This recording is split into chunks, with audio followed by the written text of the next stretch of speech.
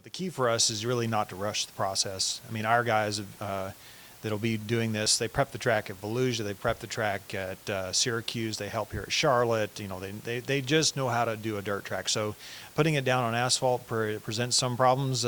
Syracuse has been its own challenge. It has a base underneath that behaves much like asphalt already. So, we'll have our hands full, but we actually identified the clay. We've got the great team to do it, and we've got here the key. We have a lot of time. I mean, it doesn't sound like, but compared to what we've done in the past, we even did it in 3 days. We won't do that, but to have 17 days of time to work it and to prepare it and to shape it and to just let it set and settle and get ready, I think we'll be in great shape come October the 5th. We've made so many changes to this event. We're going to try to keep things when we can keep them the same, we're going to keep them the same. So you're going to see a very, very similar race schedule for Super Dirt Week at Oswego.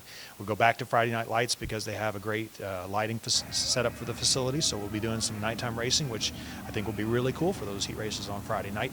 From the satellite events perspective, Wednesday at Weedsport, Thursday at Brewerton, and then Friday night lights, and then Saturday at Fulton. It's going to be an incredible week of racing, and a lot of that stuff's just not going to change. We're going to throw enough change to our fans already, so we're going to do our best to make it as few changes as possible on the property.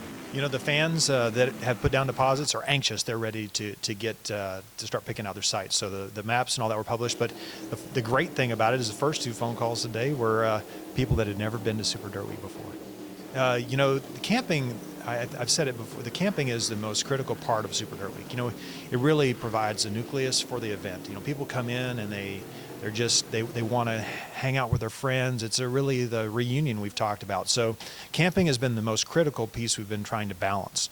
The hard part with Oswego is that they only have a limited amount of electrified camping spots. So a significant portion of the funding from the government is bringing in full-time power and some temporary power to make sure that we have enough to be servicing our campground. So when the maps have been published, most of the property, 150 acres, are race cars or campers.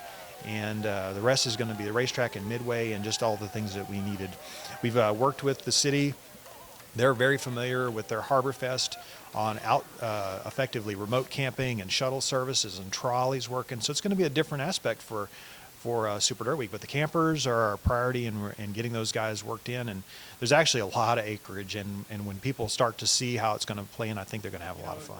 It's been a trying spring. I hate to wait, and we've really been in the waiting game, trying to see what was going to develop, how things were moving forward, and really getting answers. And the hardest thing for us to tell our fans is we don't know. Well, we know now, and we're going to run full steam ahead. So it's really quite a relief to know now. But now we've got the serious parts of things that we know well, how to execute an incredible event and put on a good race for the fans. And that's what we're doing now. And it is a great relief to now know what we're all working towards, and that's exciting. Good deal. For speedsport.com, this is Chris Dolak.